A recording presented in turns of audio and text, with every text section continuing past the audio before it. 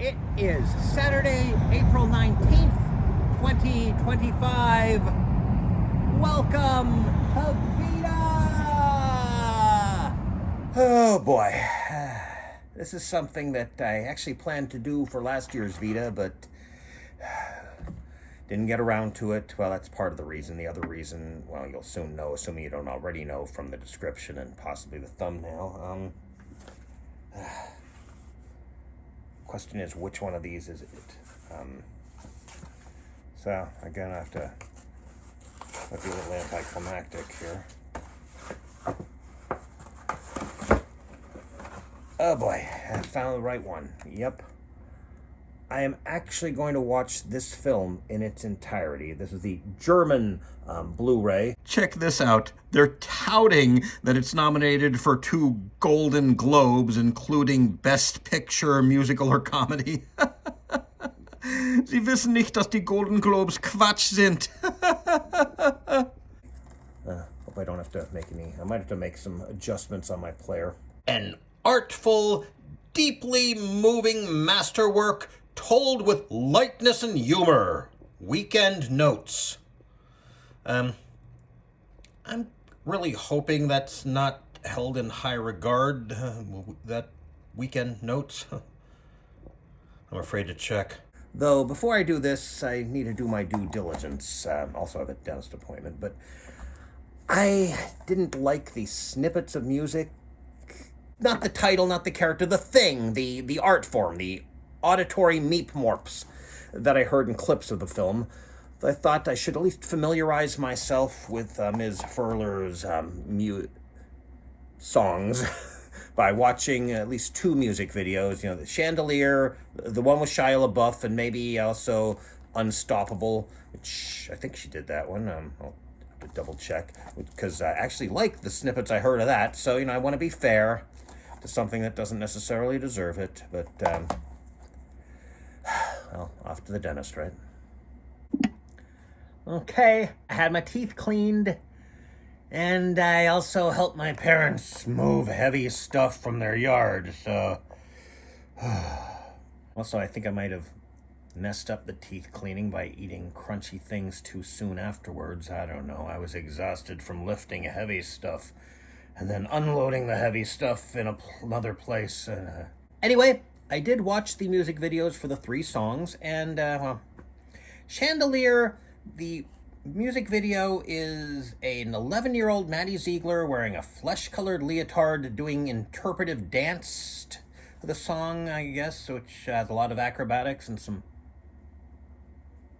herky-jerky movements in a house that, well, doesn't seem to have a chandelier, let alone one to swing on. One of the few lyrics I was able to actually decipher. Well, more on that in a moment. And then the other one, Elastic Heart. Now 12-year-old Maddie and Shia LaBeouf are trapped in a cage together. He's wearing not quite flesh-colored and some dirt marks, I think, on them.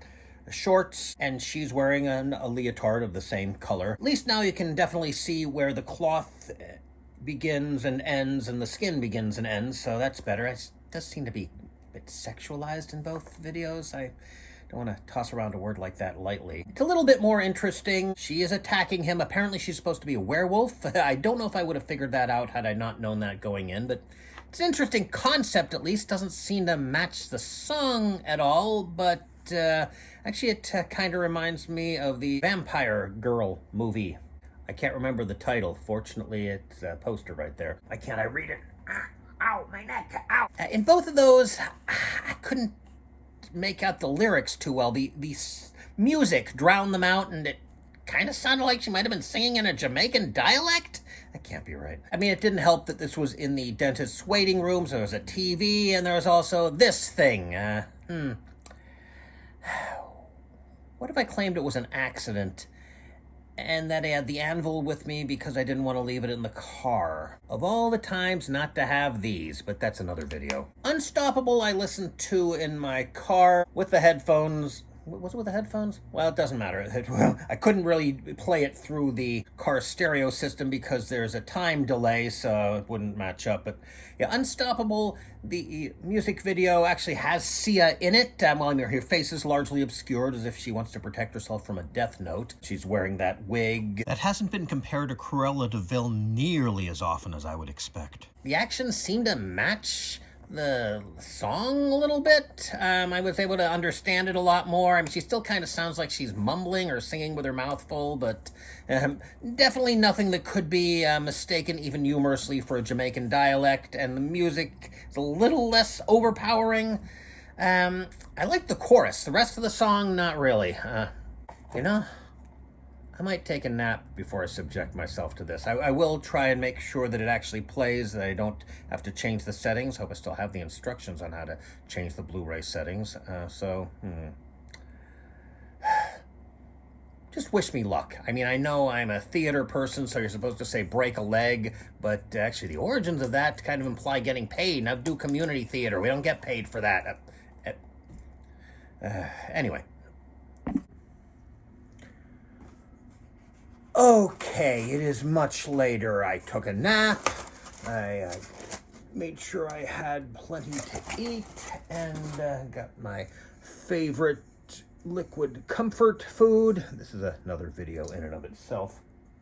And actually, amusingly enough, every time I got up to go to the bathroom or wash the wasabi powder or barbecue sauce off my hands, lest I accidentally touch my eyes, or just to scream.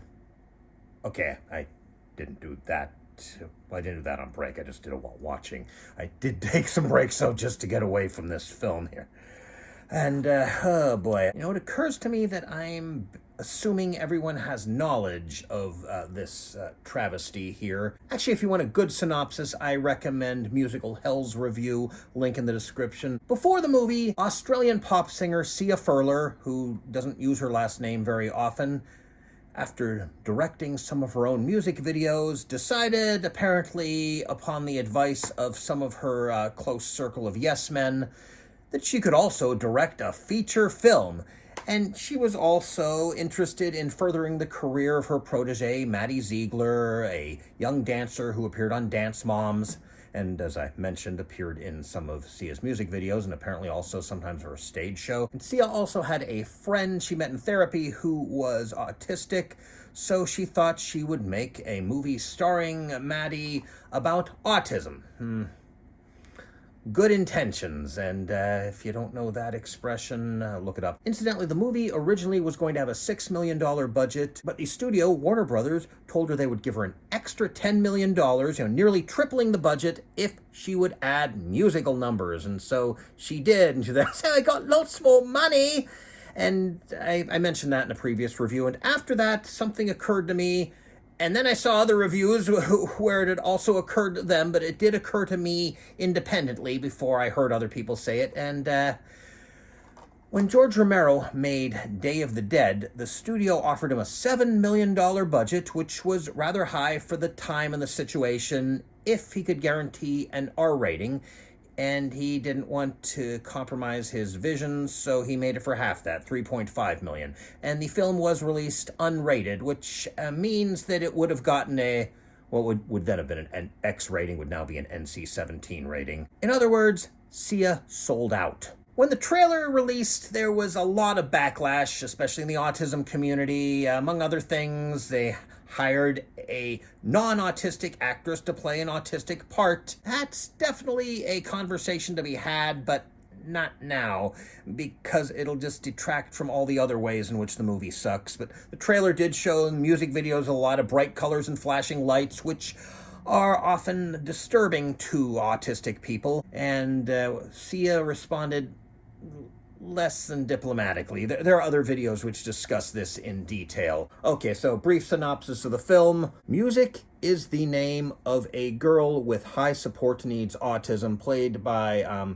Maddie Ziegler. You might notice that she's listed third here. That's because she's not actually the main character. The main character is her sister, Kazoo, Zoo for short, played by Kate Hudson. Music's grandmother, her primary caretaker, dies, and so Zoo, who is a recovering alcoholic and a drug dealer and a general screw-up, has to take care of her. Does get help from Ebo, her African immigrant neighbor, played by Leslie Odom Jr. Ooh, his performance is great, his singing is great, but apparently he has publicly stated that he had autism as a child, but he cured it or got over it, or I don't know what the exact wording is.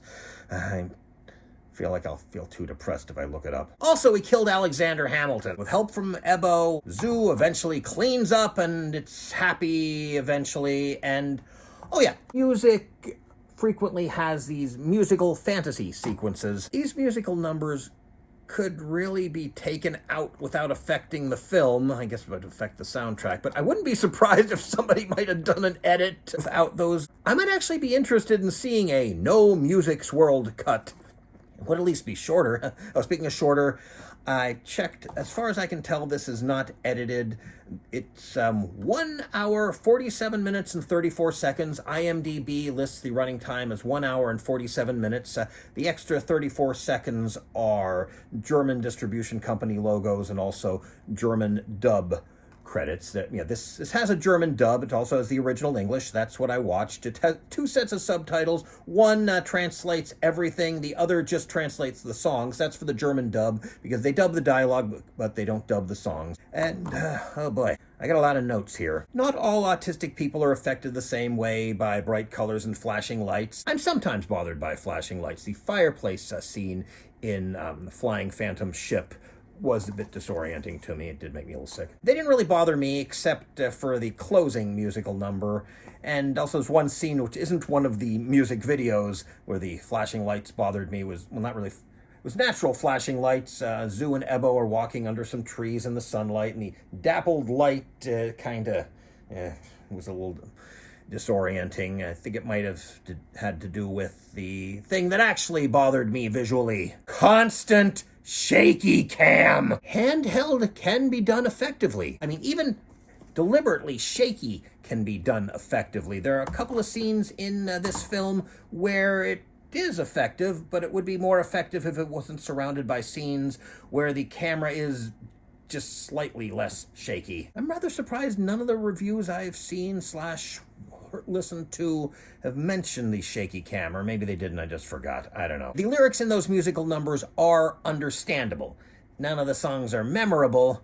Well, there's one I can remember a little bit. Ricky Ticky Sticky Hiya. That sticks a little bit in my mind, but that's about it. I think Sia's music and just isn't earwormy to me. The musical numbers, even though they're supposed to be music's imagination, are not always from her perspective. It's interesting. There's one where Ebo, Leslie Odom Jr. is a good singer. I mean, he was Aaron Burr, sir. But he's wearing these gigantic pants. So I watched that and thought, okay, this song's actually pretty... There's so much more I could say about this. I said quite a bit in other videos. There's a bad day for night sequence. And also a joke I've been wanting to make for the longest time. Lena Dunham has a cameo. It's just a voice on the phone, so I like to pretend that she was naked when she did it because it's Lena Dunham. And moving on, the film was criticized for having 2 prone restraint scenes. I talked a little bit about prone restraint in previous video. Not this year, last year. And she said she would take them out, even though plot doesn't really work without them. She didn't. She also said there would be a warning either about the prone restraint scenes or about the flashing lights. There wasn't, at least not for this version. I don't know. I'm almost tempted to import the Australian release and see if it's there, but apparently it's not on the streaming release. So yeah, she lied. I kind of wondered why she told so many easily disprovable lies, but then I saw this review of the movie done by Entertainment Tonight Canada, and they just repeated her easily disprovable lies as if they were gospel truth, and I realized she's a pop singer. She's not a filmmaker, let alone a maker of films about controversial subjects until recently. So she's used to the press acting like Entertainment Tonight Canada. Oh, one thing I'm not sure any other reviewers covered is that Zoo's drugs are stolen, and she has them on consignment from her far too lenient drug dealer. But she promises to pay him back, and then we see her applying for a couple of part-time jobs and getting rejected, but I guess she eventually gets hired, and then she manages to earn enough money to pay back a drug connection from working part-time, presumably minimum wage jobs. Well, if the music career dries up, Sia might have a future as a congressperson. Okay. I've actually recorded this on the 16th, but there is no way I'm going to be able to edit and upload this today, so I'm going to do another video that's much shorter, and I'll try to have this out Friday. I have a particular video planned for the 17th, so better make sure there's enough space on my phone, although definitely removing Pokemon Go has helped. That is all.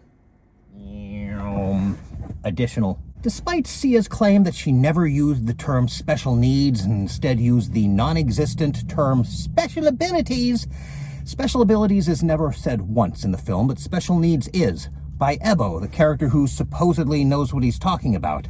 I mean, not that I want the film to use the term special abilities, but more proof of Sia's hypocrisy. Also, I just rewatched/listened to Diva's review, again, link in the description, and she does mention the shaky camera work a little bit, but not as often as I did. I guess it probably didn't affect her quite as much. According to IMDb, this is the first film to be nominated for both a Best Picture Golden Globe and a Worst Picture Golden Raspberry, and it is kind of amusing. You can tell generally which reviews are from North America and which ones are from the rest of the world. Even the North American ones sometimes say something along the lines of more proof that the Golden Globes are a joke, whereas from the rest of the world it's like, I can't believe it was nominated for 2 Golden Globes. How could the Golden Globes do this?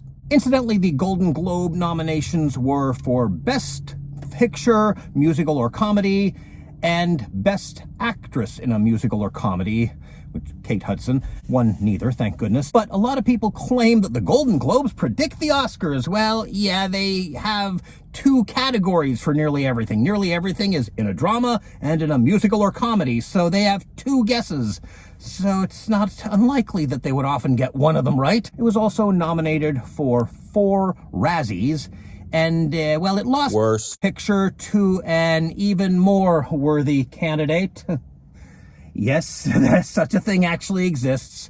It won the other 3, Worst Director, Sia, Worst Actress, Kate Hudson, and Worst Supporting Actress, Maddie Ziegler. And, well, I think Sia definitely deserved her award, but one problem with the Golden Raspberries is that anyone can nominate and vote.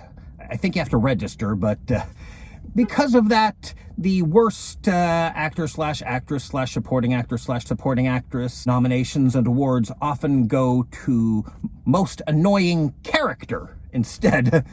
Because, I mean, all of these characters were annoying, but the performance was fine, especially in cases where a character is supposed to be annoying, like Paris Hilton in Repo the Genetic Opera. That was not a bad performance. That was an annoying character, and in that case, it was supposed to be annoying. She also played a spoiled heiress, so it probably wasn't much of a stretch, but still she did so convincingly. It also won the Worst Film Award from the Internet Film Critics Society. Finally, one of the production companies involved was called Pineapple Lasagna. You think that's maybe the Buddy Bears trying to get revenge on Garfield? Yep, it's this year's obligatory tank shot.